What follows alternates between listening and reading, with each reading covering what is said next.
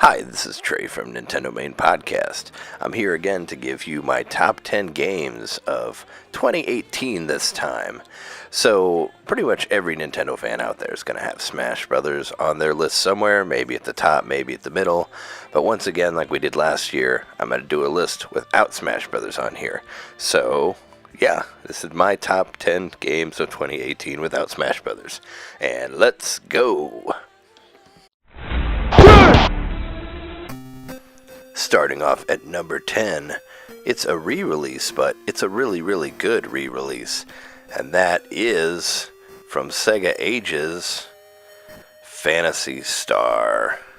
Phantasy Star was a game that I always wanted to get into, a game for the original Master System, which was very difficult to play, very much like Dragon Quest I on NES. And the reason that I put this game on my list is that the Sega Ages version does so well to make the game more playable. I've always been a fan of the Phantasy Star series, and I always really wanted to play the first one, but always really had a hard time doing it. This game represents it really well. It does great little cutscenes here, and will let you know where this beautiful series has started out with, and you can see where it goes. I played 2, 3, and 4, but I really wanted to get into 1, and this re-release does it really well. So one of the really great things that it does is it gives you a map for each of the dungeons that you go through, so it makes it a lot more for you to navigate through these different tunnels. But if you watch the way it's being played here and here, you can walk around a lot without getting attacked by bad guys as much, and that really helps if you've played any of these old school RPGs.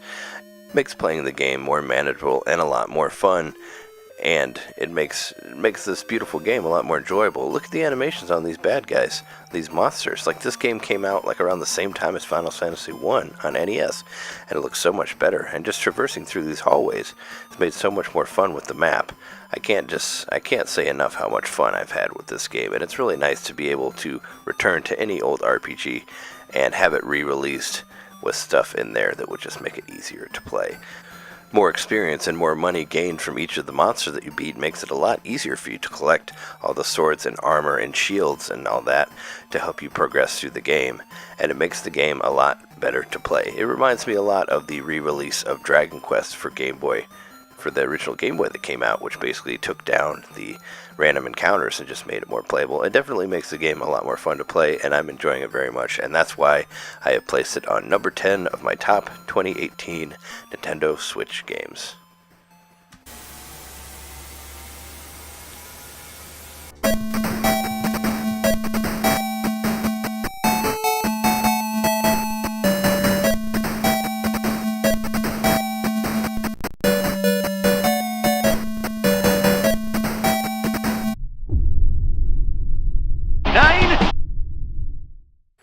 Coming in at number 9, we have Horizon Chase Turbo, a beautiful arcade racer that has been inspired by such classics as Top Gear Rally for Nintendo 64 and Outrun. As you can see by the way that it turns here and the way that you crash into things, it feels very much like Outrun, as you will see, boom, right there.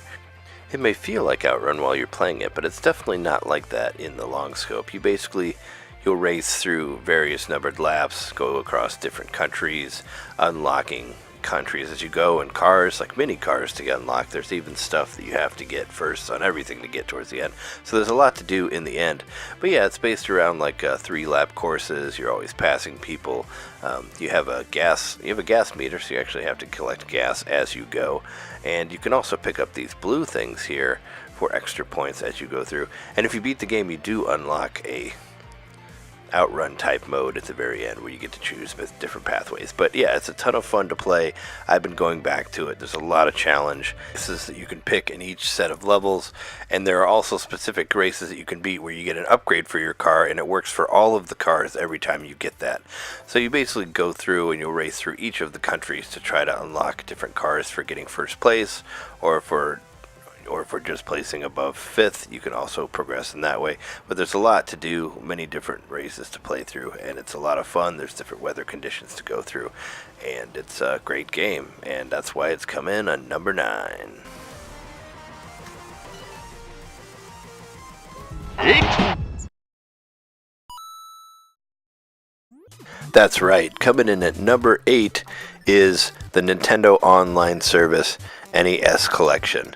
There are a lot of different games to play on here, and they've been adding more every month.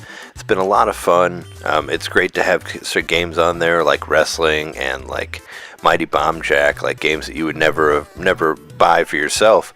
And for the small price of $20 a year, this is great to have all this stuff on here. It's like its own type of Netflix with NES games, and it's totally worth playing. You can play online with your friends. There's a lot of fun multiplayer games on here. There are also modes called SP mode where you can go through and you're pretty powered up. It's good for speedrunners to speed through the game. And also, if you have a Japanese account for the eShop, you can download the Japanese version where you can see all the Japanese covers of the games. And some of the games are even different. Like in Metroid here, you have save states. Well, you have files that you can save to, and also the sounds are completely different because of the way of the Famicom disk system. If you listen right here, you'll hear the different sounds of the doors and monsters.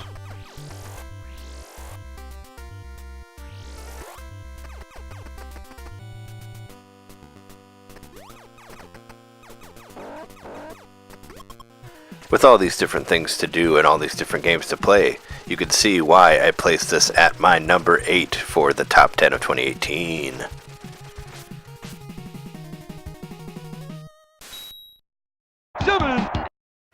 Coming into our number 7 spot is Dead Cells. Dead Cells is a game that I thought that I would never like.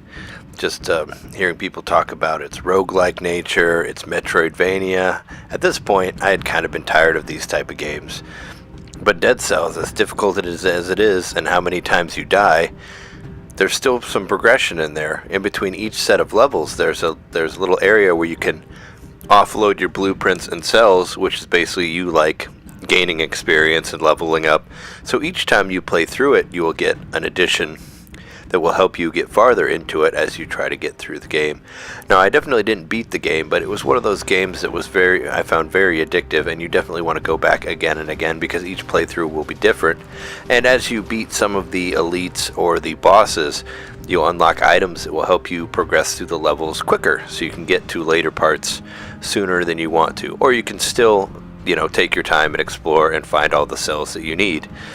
Dead Cells is a great game to play on the go because whenever you start off at the beginning, again, you won't need to remember where you need to go. You won't need to know where you've already been. So it makes it very fresh and makes it very playable in case if you don't, play it all the time. It's really good to come back to if you have a busy schedule. And that's why I have Dead Cells at number 7. Yes.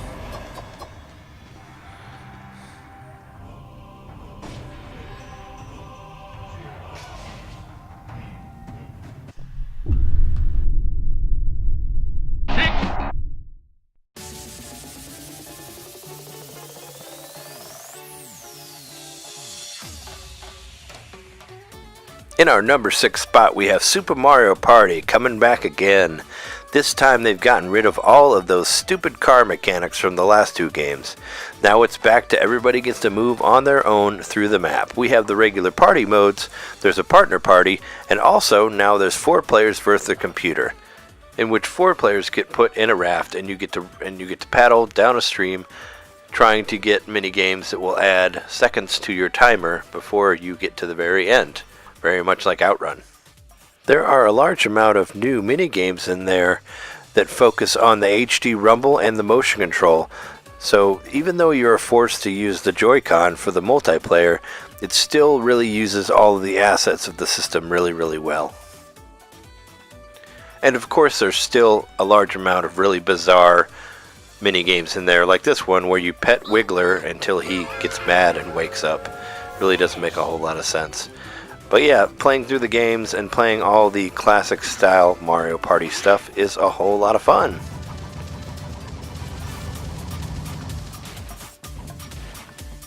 There's also a really cool Rhythm Heaven inspired game mode on there where you just move your Joy-Con to the beat through a bunch of different rhythm style games to recognizable tunes.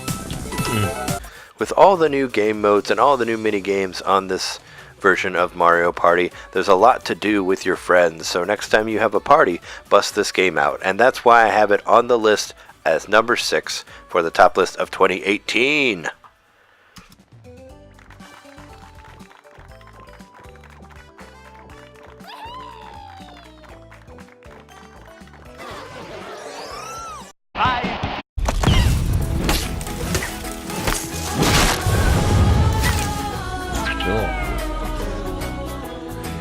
Yoku! Coming in at number 5, we have Yoku's Island Express. That beautiful story about that little dung beetle that could. You basically take him and his little ball all the way through multiple pinball tables, one after another. Just when you thought that Metroidvania was completely overplayed, this game came in and became completely fresh with the idea. It's basically Sonic Spinball or Pinball Quest, except it works. And I absolutely love it. It has everything you would want from a Metroidvania, but in pinball form. You can basically find keys, find special items that let you access areas you couldn't find before. There's bosses and a large world to explore with different pathways and shortcuts from one area to another, and a lot of interesting characters to meet. And even after that, there's more things to collect, so the adventure just keeps on going and going, and it's great to play handheld. So many different pinball challenges, it's just like going from one puzzle to another. It's so much fun that I just couldn't put it down for the 6-hour time that it takes to beat it. Yoku's Island is an excellent game, and that's why I have it at number 5 on this top 10 of 2018.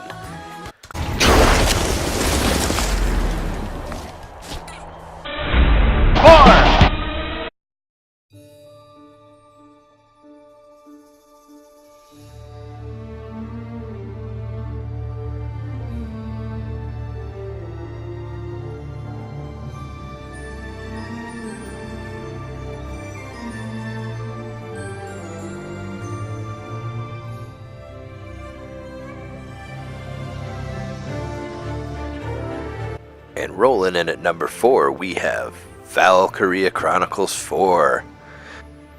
Valkyria Chronicles 4 is a lot of different things. At first glance, it looks like a turn-based strategy game, but there's also an action aspect to it. You take Claude and his group of soldiers into battle over and over again. You have different classes to fight with as well. You have grenadiers, for example, that can set up and shoot bombs from far away, destroying targets pretty much on impact. There are also snipers that you could use where you could snipe from far away without them even knowing that you were there. As you can see, it's a turn-based strategy, but you also take control of the characters and walk around like as a third-person shooter, which is really cool. Makes it feel a lot more free, and you can just easily shoot all the guys just like this here. Not on your life. While you're running around, there's an energy meter that runs out, and when you run out, you can't move anymore. As you're running around, you can also get good potential and bad potential, depending on what you're by. Some people like grass, or some people like being by the leader, or you have different characters that'll interact better with one or another. And it's turn-based, so when it gets to the enemy's turn, they move around. Unless they're next to your character, you can see them, but if they aren't, you can't see them. The game plays out in this chronicle fashion as you go through this book and look at different chapters of the story of the war, and it comes through and there's a giant battle going on. It takes place the same time as Valkyria Chronicles 1. You can also upgrade your weapons and upgrade your characters, and that upgrades all of the class of characters, so everyone upgrades at once. The great thing is when you die, you don't completely die. You can send one of your characters out into the battle to pick up your other character. So it's like Fire Emblem, but you have a second chance this time, which is really, really nice and makes the game a little bit less stressful. And that's what puts it at number 4 on this 2018 Top 10 Countdown.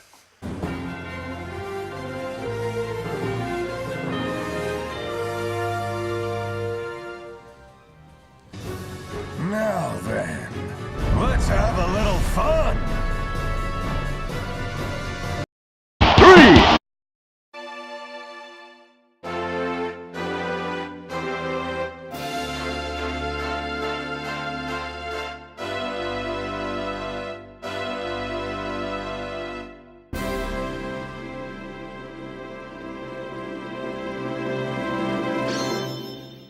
Coming in at number 3 is Dragon Quest Builders, the ultimate marriage of Minecraft and Dragon Quest. It's like Minecraft, except it's Minecraft with a point. The story takes place in an alternate universe. It's basically from the bad ending of Dragon Quest 1, which is amazing. The evil Dragon Lord has basically destroyed the whole world and let monsters run over the world. So when you get there, there's nothing there. So you, as a legendary builder, you have to destroy things and rebuild villages, help find the people that are still alive, and basically bring light back to the dark world. Now you have quests, you have villagers to help, you have monsters you have to fight, you have bosses you have to kill, you have areas that you have to liberate. It's basically Minecraft meets Zelda. You go around exploring areas, destroying things, building things, rescuing villagers, making medicine for them when they get sick. There's also a Minecraft part to it called Terra Incognito. There you take whatever you unlock as you go through the regular chapter mode in the game, and you can just have like build your own stuff that's very much like Minecraft. But most of what I've been playing is the story mode, where you go through and rescue different villages and build things for different characters, explore, fight different monsters. You get to see all of the cool Akira Toriyama creations in here in big 3D. You have cool bosses where you have to do different things to destroy them, as you encounter one huge one in each chapter. Dragon Quest Builders is a blast to play as you go around and destroy monsters for each of the towns. This is why it is number 3 on the top 2018 countdown.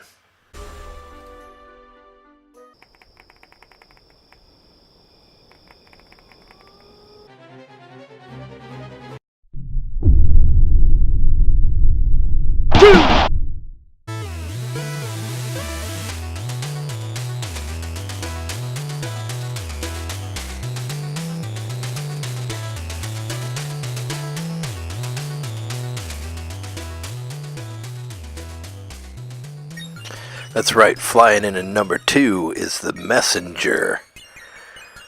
A love letter to old games like Ninja Gaiden, but a lot different.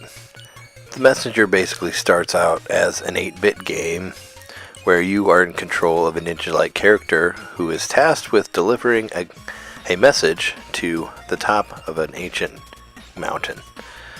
And on his way he runs into some other troubles, and at one point he falls into a chasm that takes him to the future. All of a sudden the 8-bit graphics become 16-bit graphics. And at one point you get to where you can go in between the 8-bit and the 16-bit graphics. And the soundtracks are different between the 8-bit and the 16-bit, so when you switch from one to another, the sound actually changes, which is really neat.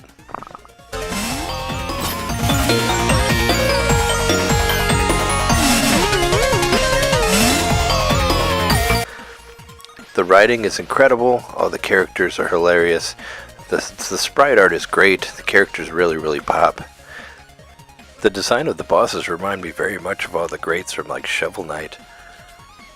And also, the game never really takes itself seriously, which is great, so everything is a joke. All the characters are funny, and there's just a lot of surprises in the game. Like, there's even a shoot-'em-up level that just comes out of nowhere. You're fighting like a butler-looking robot. Like, who would have ever expected that? It truly has a great sense of humor with all of its ridiculous characters. There's even a little demon thing that you can see right here, that once you die, supposedly he saves you from dying, but he'll mock you every time that you die, and he'll take all of your money as you go through. He won't take what you already have, but you won't gain any more, so there's that extra part in there as well. But the game is very geniusly written, the soundtrack is amazing, the controls are great, and it's just a hell of a lot of fun to play. The Messenger is an excellent game, and even though it's number 2 on my list, it ended up being number 1 for NintenDomain as a whole, so you can tell how much all of us loved it. And the game even ends with a to be continued, so I can't wait to play a Messenger 2.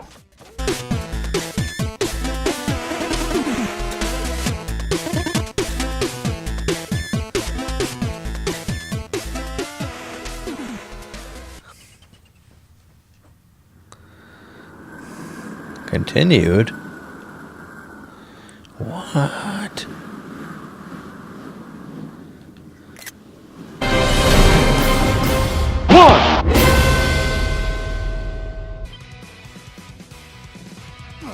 More primordials. Will overwhelm us.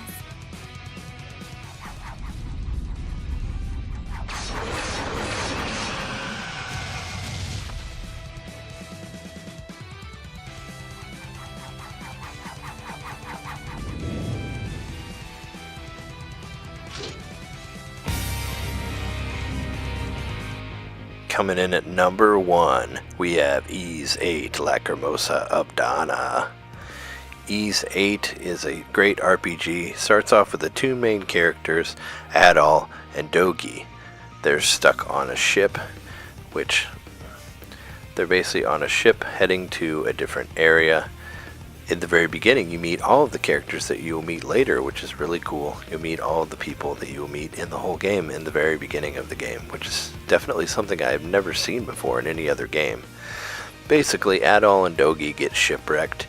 They end up landing on this island where they weren't planning on going, and you basically have to search the land to try to find everyone from the ship and rebuild your life and find a way off of the island.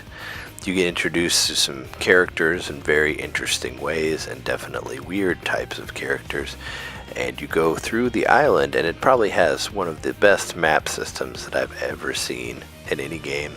You can basically teleport to any sort of area that you found, or any sort of landmark that you find. You can teleport there later on.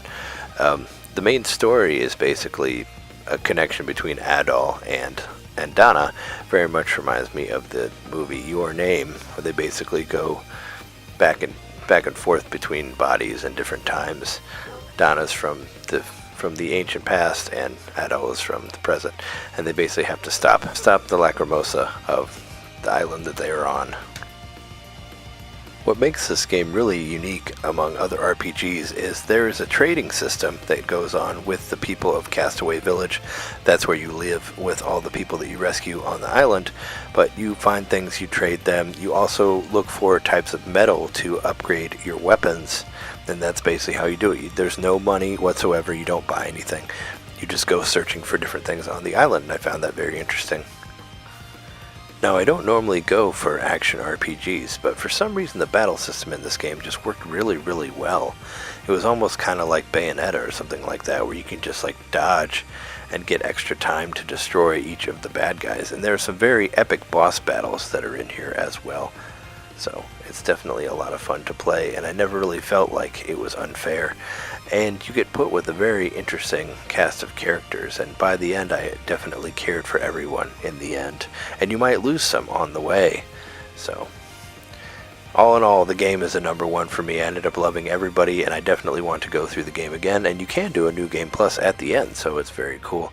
And of course there's some like level 100 stuff to do at the end after that. But yeah, #1, YZ8 Lacrimosa of Donna. Let's go, Donna!